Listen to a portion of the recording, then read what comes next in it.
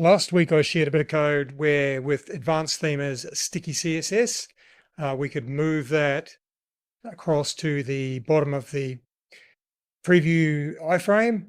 I've updated that code in the gist, so I'll put a link to the updated code. What I wanted to do is make it so that it's easy again to work with. I'm just working off my laptop screen here. So I'm just going to release today some more code which helps you work with this. So if I hold the Control and Shift key down and press the question mark key, both of my sidebars disappear. Press it again and they toggle back on. If I just want to toggle the left-hand sidebar, it's Control, Shift, and the less than. If I want to control the right sidebar, it is Control, Shift, greater than. And again, so that's the question mark will toggle both.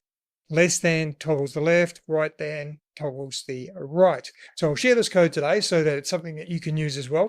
I did find that with Advanced Themer, I went in there and I disabled, so in the AT theme settings, there is a setting in here somewhere for your keyboard shortcuts. We have the global settings here.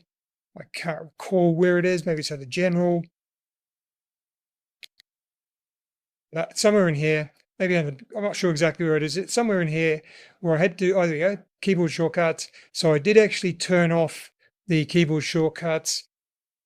In fact, I haven't on this one and it still works, so that's great.